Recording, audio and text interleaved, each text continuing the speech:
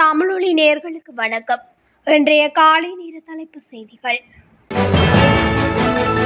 முன்னாள் நாடாளுமன்ற உறுப்பினர் கிருணிகா பிரேமச்சந்திர மற்றும் 15 சந்தேக நபர்களுக்கு எதிரான வழக்கை டிசம்பர் 8ஆம் தேதி மீண்டும் விசாரணைக்கு எடுத்துக்கொள்ள நீதிமன்றம் உத்தரவிட்டுள்ளது.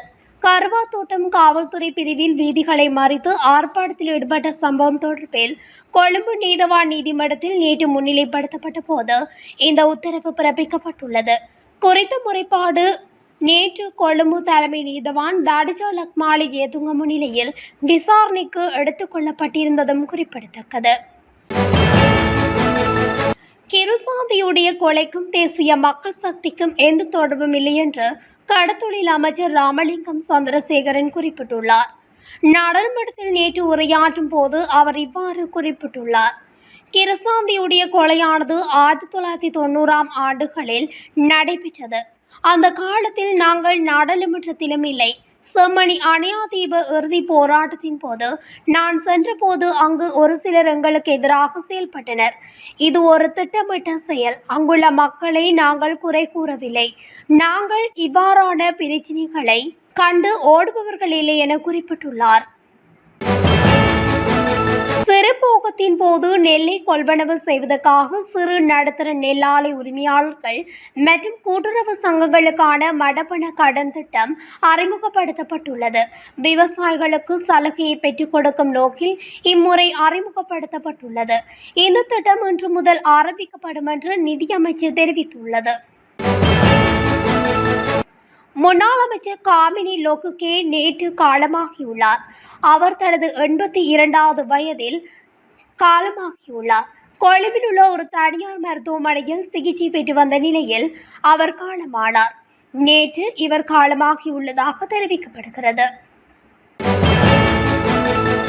எந்த சூழ்நிலையிலும் இனவாதத்தை மீண்டும் தலை தூக்க அனுமதிக்கப்படாது என ஜனாதிபதி அனுரகுமார திசாநாயக்க தெரிவித்துள்ளார்.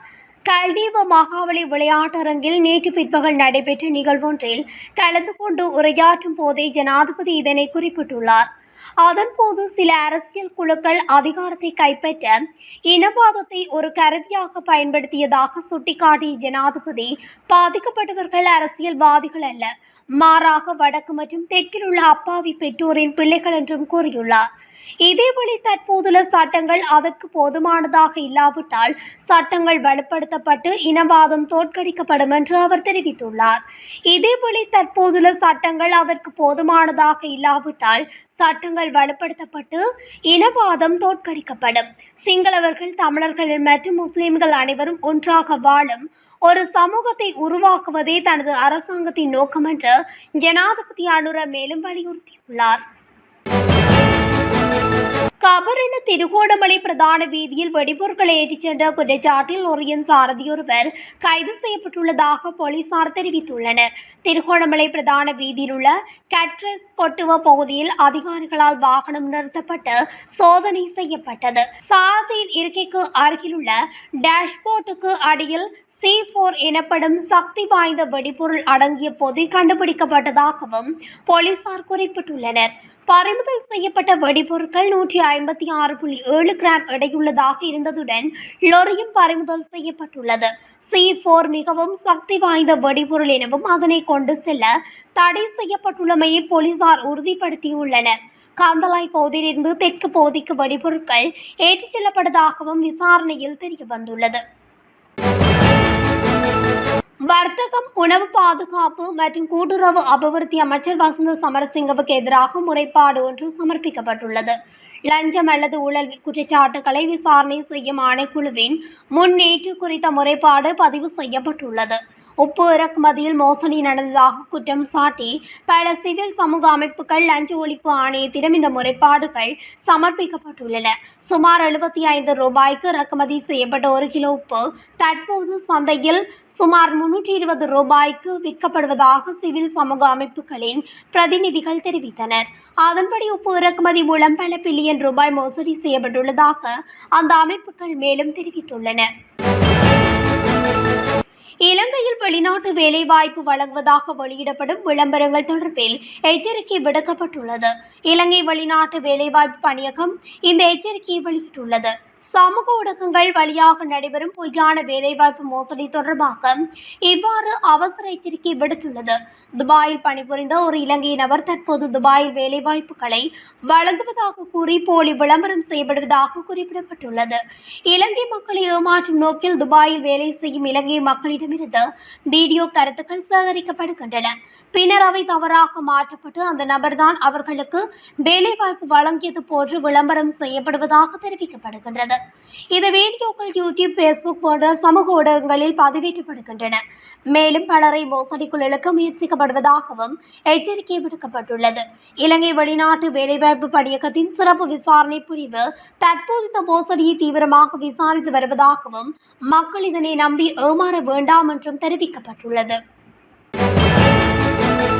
நிர்ணயிக்கப்பட்ட விலையை விட குறைந்த விலையில் நாட்டுக்கு இறக்குமதி செய்யப்பட்ட சுமார் 300 சொகுசு மற்றும் புதுப்பிக்கப்பட்ட வாகனங்கள் அவை இறக்குமதி செய்யப்பட்ட நாடுகளுக்கு மீண்டும் ஏற்றுமதி செய்யப்பட்டுள்ளதாக மூத்த சுங்க அதிகாரி ஒருவர் தெரிவித்துள்ளார். வாகனங்களை இறக்குமதி செய்வதில் மோசடி நடந்திருப்பதை சுங்கம் கண்டறிந்ததை அடுத்து இந்த முடிவு எடுக்கப்பட்டது.